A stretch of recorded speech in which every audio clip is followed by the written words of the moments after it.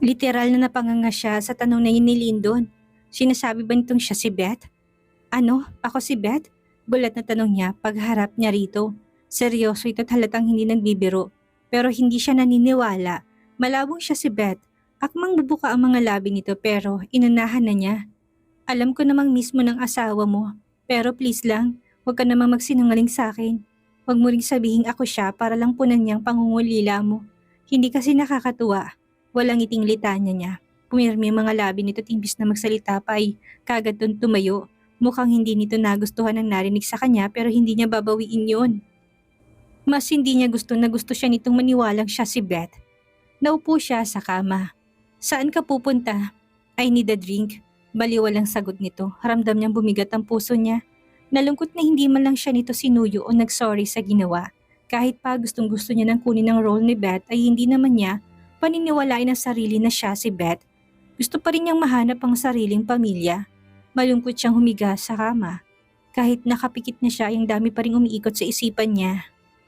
Naisipan nga niya na baka nga siya si Beth dahil wala siyang maalala pero imposible pa rin yun. Dapat pala tinanong niyang mabuti si Ruel kung paano ba siya nito nakita. Mariin siyang pumikit, pinipilit ang sariling makatulog pero imbis na mapanatag sumakit ang ulo niya. Mahina siyang dumaing sa sakit kasabing ng ilang alaalang lumitaw sa isipan niya. Malinaw niyang nakikita sa kanyang isipan na kinasal siya pero hindi na ang lalaki may tattoo ang nakikita niya. Lumitaw din doon ang naka-uniform niyang itsura at hinahabol-habol ang lalaking pinakasalan niya. Lumiwanag ang paligid at nakikita niya sariling nakatira sa isang bubong kasamang lalaking yun. I love you, Malcolm Gutierrez. I will cherish you. Napamulat siya matapos marinig ang sariling boses sa kanyang alaala. Nanlalaki ang mga mata niyang napaupo muli sa kama. Napahawak siya sa kanyang dibdib at tila hinabol ng kabayo sa sobrang kabog ng puso niya. At ang hindi niya inaasahan ay ang paglinaw na mukha ng lalaki sa isipan niya. Maputi at kompletong puting mga ngipin. Sa alaala niya ay madalas niya itong datnan, nakaharap ang computer nito. Gusto ko magkaanak tayo. Yun ang mga salitang naalala niya sinabi nito.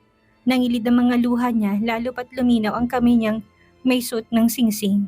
Mahal ko po si Malcolm. Yun ang sunod na alala niya at tingin niya ay mga magulang niya kausap doon. Pinaglalaban ng asawa niya. 7 taon na tayong kasal. Sumikip lalong dibdib niya sa mga binigkas na ni Malcolm sa kanya. Base sa alaala niya, bumuhos ang luha niya. Ibig sabihin ay si Malcolm Gutierrez ang asawa niya at anak nila si Gavin. 7 taon siyang kasal dito at anak na lang hinihintay nila. Pero paano napadpad siya kay Ruel? Para siyang sinasakal sa sakit, nasasaktan siyang iiwan niya ito't idagdag pa na nababaliw siya kay Lyndon ngayon. Kasalanan na nandito pa siya sa mansyon ni Lyndon, gayong may asawa siyang naghihintay sa kanya. Gusto niyang sumigaw at magwala, kung kagad niya lang naalalay kagad na sana siyang nakauwi kay Malcolm. Ngayon ay paano niya ito hahanapin? Isa pa hindi siya papayagang makawala ni Lyndon kapag ba sinabi niya ipakakawalan siya nito. Ibabalik siya nito sa asawa niya. Nasapon niya ang noo sa sakit ng ulot problemang kinakaharap. Idagdag pang mga luha niyang walang humpay. Hindi siya nakatiis at kagad siya nagpunta sa kwarto ni Gavin. Para kay Gavin, hahanapin niya si Malcolm. Ayaw niya hindi buong pamilya nito gayon po pwede naman niyang buuhin. Kahit tulog ito'y tumabi siya rito at niyakap to. Mapait siyang umiti habang nakatitig dito. Sorry baby, ang tagal kasi bago makaalala si mommy. Huwag kang mag-alala, hahanapin natin ang daddy mo. Uuwi tayo sa kanya. Hindi ko hayaan na lumaki kang hindi buo. Naiinis din siya sa sarili niya. Kung kailan nasa masalimuot siyang sitwasyon ay doon naman siya nakakaalala. Hindi niya tuloy alam kung paano magpapaalam kay Lyndon. Sa sobrang iyak niya at pangungulila, ay nakatulog siya sa kwarto ni Gavin. Kinabukasan pagising niya, yun pa rin ang umiikot sa isipan niya. Gusto na niyang magpaalam kay Lyndon at hanapin ang totoong asawa niya. You look sad. Puna nito noong pumasok siya sa kwarto. Naka-ayos nito at mukhang papasok sa opisina. Pilit siyang umitit humanap ng damit sa walk-in closet. Ayos lang ako. Ihahatid ko pa ba sila Sander? Hindi to kumibo. Pero nagulat siya nung nasa tabi na niya ito. Di naman itong noon niya kaya't napaiwas siya. Wala akong sakit, kulang lang ako sa tulog. Pagdadahilan niya. Para pa itong hindi naniniwala. Dumiin ang tingin sa kanya at pumirmi mga labi. Sige na, baka malate ka. Pagtataboy niya dito. Mabigat itong bumuntong hininga, napasinghap siya nung hapitin itong bewang niya. Pero kagad siyang umiwas noong akmang hahalikan nitong labi niya. Tingin niya yung mali na magpahalik dito lalo pat naalala na niyang asawa niya. Is there something wrong? Malamig nitong tanong, napalunok siya sa kaba. Paano siya aalis sa pudar nito kung ganito ito? Wala, baka umiyak na si Gavin. Kunin ko na kay Manang Lisa. Hindi na niya hinintay na sumagot pa to. Nagmadali siyang bumabat hinanap si Manang Lisa. Dinatnan niya ito sa kusinang pinapakain si Gavin. Hindi mo ba ihahatid ang kambal, Ma'am Beth? Gulat na tanong nito. Umiling siya rito at pinokos ang tingin kay Gavin.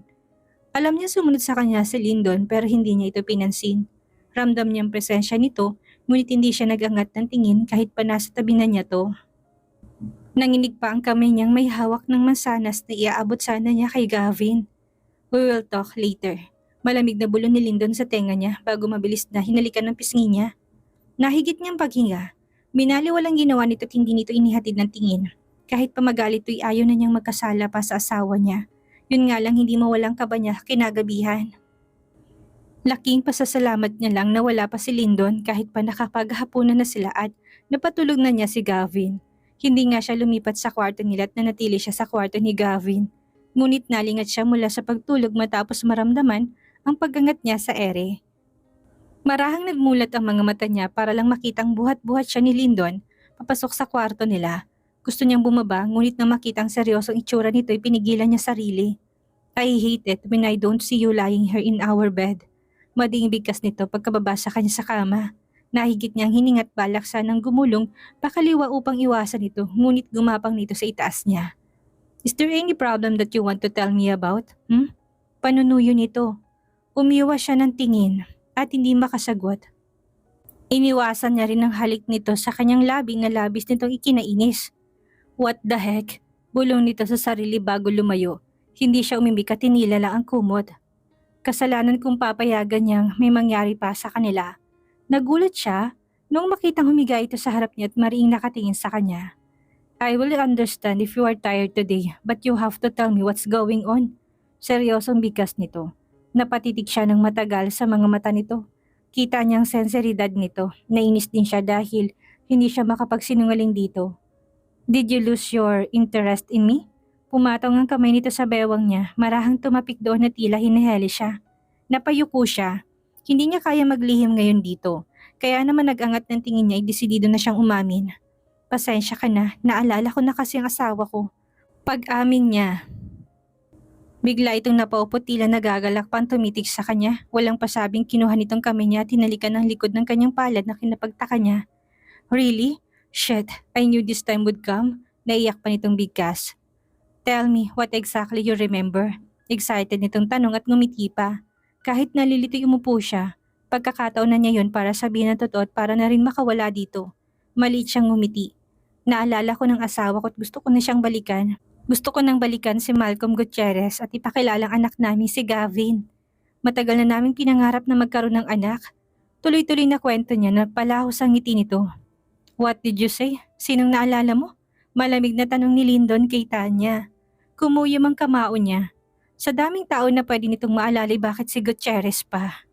Si Malcolm Gutierrez ang asawa ko. Gusto ko nang umuwi sa kanya.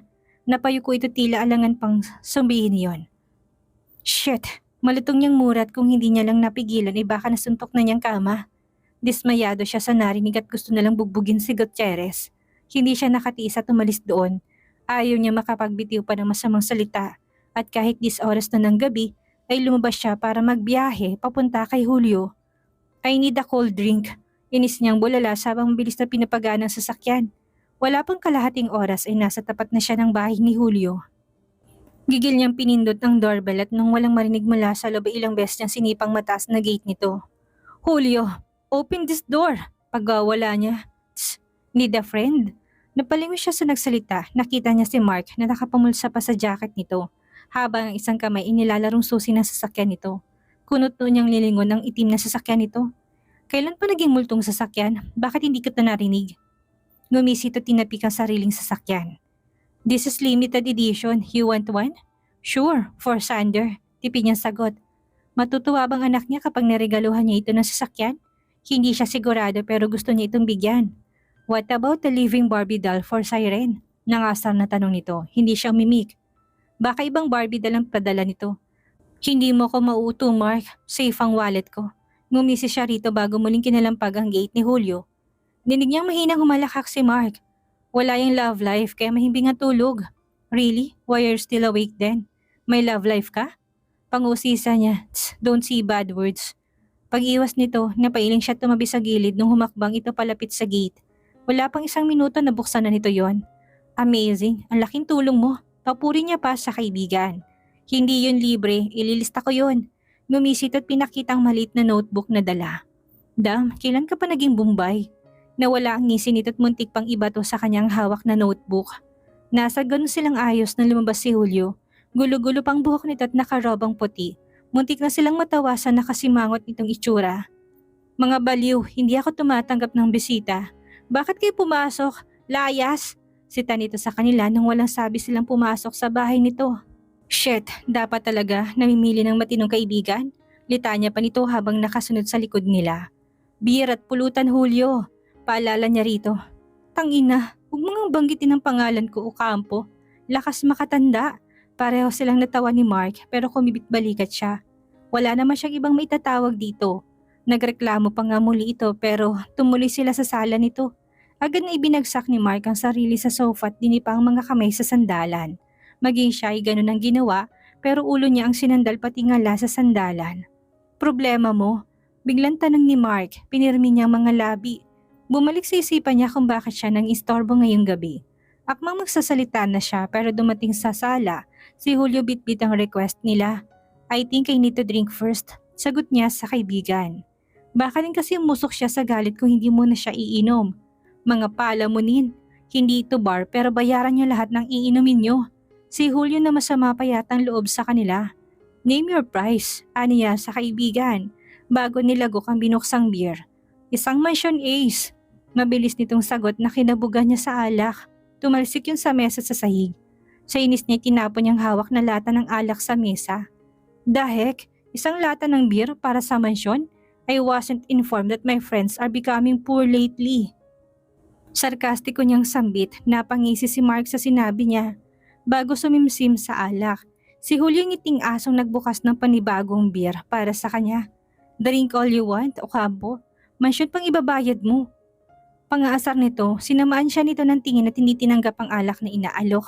Di bali nang mauhaw siya, pero hindi na siya iinom ng galing kay Julio. Inis niya na lang na hinilamos ang muka, muling sumandal sa sofa at pumikit ng mariin. Bakit ka ba kasi napadpad dito? Natatawang tanong ni Julio. Napailing siya, sana'y pwedeng tawanan ng problema niya. Tss, Beth remembers that she's married, panimula niya. And? Dugtong ni Mark, and she already remembers her so-called husband. Mapait niyang dagdag. Hindi ba dapat masaya ka? May naalala na siya. Asawa pa niyang naalala niya. Singit ni Julio. Sarkastiko siyang napatawa. How can I be happy if she remembers Malcolm Gutierrez as her husband instead of me? Tell me, is that even good news? Nailing siya dahil talagang nainis siya sa naalala ni Beth. Sa dinami-dami na pwede niyang maalala, ang gagong Gutierrez pa. If I can just strangle Gutierrez' neck right now, I will. Natahimik ang mga kaibigan niya sa litanya niya. Hindi niya talaga mapigil ang manggigil. Kung hindi lang siya, makukulong siya na ang pumatay kay Gutierrez. Inis din siya na hanggang ngayon ibuhay pa ito kahit na nasa kulungan. Well, technically, Malcolm Gutierrez is her husband since you were never married to her. Hindi na tuloy ang kasal niyo, hindi ba? Pagtatama ni Mark. Umiting ang panga niya at tinapura ng masamang tingin ng kaibigan. Hindi naman ito pinansin dahil uminom lang ito sa beer. Natuloy sana kung hindi siya kinidnap. Isa pa annulled ng kasal nila, even without wedding ceremony. We both know she's married to me. Madiin niya sagot. Paano niya alam? Nakalimutan mo yatang may amnesia siya. Sarkastikong singit ni Julio. Mabilis siyang napalingon sa kaibigan. She has amnesia? Tumikwas ang kilay ni Julio. Kailan ka pa naging bobo, Ace? Malamang na may amnesia siya kaya hindi niya alam na siya si Beth. Gigil niyang pinikit ang mga mata. Nagiging tanga na talaga siya at bobo pagdating kay Beth. Maybe you can tell her that she's Beth and that she's your fiancé. So isyo ni Mark. Tss, sinabi ko na sa kanyang siya si Beth pero hindi siya naniwala. Nagmukha akong tanga. And now, I don't know how to claim her as mine and tell her that Malcolm Gutierrez is her ex and not her lover anymore. Problemado niyang sabit. You're in a trap. You have no choice but to wait until she remembers you, komento ni Julio. For how long? This waiting is killing me. Parehas lang na kumbit balikat ang mga kaibigan niya. Malamang na kahit sila'y walang ibang maisip na paraan, nasa punyang nuot na hilot ang sentido. Bakit pa kasi siya pinahirapan? Gusto na lang niyang hilingin na bukas ay siya naman ang maalala ni Beth. Nasa ganoon siyang ayos matapos maramdaman ang pag-vibrate ng kanyang cellphone. Agad niya yung kinuhat kumunot pang noo matapos makitang numero ng Lolo Alex niya. What, Lolo? Tamad niyang sagot. I just arrived and the mansion is in a mess. You didn't tell me that Beth is back. Sara mo nito. Napatuwid siya ng upo. Mas nabigyan niya ng pang-atensyon ang sinabi nitong magulong mansyon. I'm sorry, I forgot. Bakit nagkakagulo? Mabigat na bumuntong hininga ang lolo niya. Well, I guess you need to be home right now since Beth is missing. What? How come? Iniwan ko siya sa kwarto. Don't shout at me. Ang katulong na nagsabi, umalis si Beth at hahanapin daw ang asawa nitong si Malcolm Gutierrez. Really? Since when did they come back to each other's arms? Tuloy-tuloy na pagsasalita nito habang siya'y natutuliro na. Shit, Beth is missing and searching for Malcolm Gutierrez. Bigkas niya na kinalerta ng mga kaibigan niya. Where to start? She doesn't know the place, bro. Ani Julio na sumakay sa sakyan niya. Hindi siya nagsalita at kagad na lang pinaganang sasakyan, galit ang tingin niya sa daan. Pinaharurot niya sa sasakyan para lang makarating sa mansyon at mahanap si Beth. Shit, dapat pala kay Mark ako sumakay. Reklamo ni Julio. Di sakyan mo si Mark, niinis niyang singal dito. Ah, gago, hindi si Mark. Sasakyan niya kasi dapat. Pagkatama nito napailing siya at hindi nito pinansin. Tinalasan niya pa rin ang mata at baka nasa kalsada lang si Beth pero bigo siya. Niyani nito'y hindi niya nakita. Gigil niyang hinampas ang manibela na muntikan ng kinatalon ni Julio. Kung magpapakamatay ka, ibaba mo na muna ako ukampo. May kabang bigkas nito, sinamaan niya ito ng tingin. Hindi na nga ito nakakatulong ay ang ingay pa. Sa daan ka tumingin, sigaw pa nito. Keep your mouth shut at baka ibangga ko tong sasakyan. Bantaan niya rito. Shit, mananahimik na ako, Ace. Hindi na niya ito sinagot. Mas binilisan niya pang sasakyan nung matanaw na niyang mansyon nila. Basta na lang niya itinigil ang sasakyan at nagmamadaling pumasok sa loob. Alam naman niyang nakasunod sa kanya si Mark at Julio. Nalulumo siyang matapos makitang umiiyak na Siren at Sander sa sofa. Ang lolo naman niya ay may kausap na pulis. Daddy, umalis si Mommy. Sumbong sa kanya ni Siren. Agad niya itong binuhat noong tumakbo ito sa kanya. Shh, baby, hahanapin natin si Mommy ha? Pagpapatahan niya rito. Tumango ito pero mahigpit na yumakap sa batok niya at humikbi ng humikbi. Where is Gavin? Baling niya kay Manang Lisa na namumula rin ng mga mata. Sinama po ni Ma'am Beth, ang sabi niya anak nila yun ni Malcolm. Kwento nito. Gusto niyang magmura ng malutong. Dapat pala hindi siya umalis para hindi ito nakahanap ng paraan para umalis. This is your fault, Daddy. Hindi mo dapat iniwan si Mommy. Galit na sigaw ni Sander bago tumakbo paakyat ng hagdan. Mariin siyang pumikit, talaga namang kasalanan niya. Give Siren to Manang Lisa. Let's talk on makeup plan. Seryosong utos ng lolo niya, agad na kinuha ni Manang Lisa si Siren sa visit niya. Mabigat siyang lumapit sa kanyang lolo at sa dalawang pulis na nakausap ni Mark at Julio. What happened really? Sa kwarto ko siya iniwan, niinis niyang panimula. Apparently she thought you were mad. According to the maid, maybe she thought she didn't have a place here anymore, which is why she left. Paliwanag ni Mark. Nagsalubong ang mga kilay niya. What? Galit ako pero hindi sa kanya. Galit ako kay Malcolm Gutierrez. Why the hell is she thinking that Malcolm is her husband, Ace? Singit ng kanyang lolo na halatang hindi natutuwa sa sitwasyon. Namewang siya at umiting ang panga. Naiinis talaga siya kapag naiisip na iniisip ni Beth na si Malcolm ang asawa nito. She has amnesia. She can't remember us. Mahinang sagot niya. Bumilog ang bibig ng kanyang lolo at napatango. The more that we need to find her. Baka hindi niya rin alam ang lugar na to. Exactly, we need to double our time. Pagsang-ayon ni Julio, kanina pa po kami naghahanap at buong lugar na po ang nahalughog namin. Wala pong bakas ni ma'am. Then go out of this place. Bantayan si Gutierrez sa kulungan at baka puntahan siya doon ni Beth. Galit niyang turan. Hindi naman natinag ang dalawang pulis ngunit tinapik sila sa balikat ng kanyang lolo at binulungan bago sila umalis. Nasapo niyang noo sa galit. Gusto na rin niyang sabunutan ng buhok. Hindi yun pupunta ng kulungan. Hindi naman niya alam na pinakulong mo si Malcolm. Paliwanag ni Julio. Hanggang saan bang naalala niya? We can start searching for the place they used to be. Mga lugar na pinupuntahan nila ni Malcolm noon. Question ni Mark, I don't know where. Shit, this is frustrating. Hindi talaga dapat ako umalis. Nainis niyang bulalas. What about we call her cousin, Cindy, or her auntie Maureen? Hindi siguradong tanong ni Julio. Napalingon siya sa kaibigan, labag sa loob nila yon. Ayaw niyang tumawag sa mga yon. Is there any problem person we can call? Not them, please, saad ng lolo niya. Natahimik sila at doon sila natauhan. Hindi dapat siya nandito. Naghahanap dapat tayo, madi niyang bigkas bago tumalikod at tutugon na sana sa pinto. We need a plan, Is.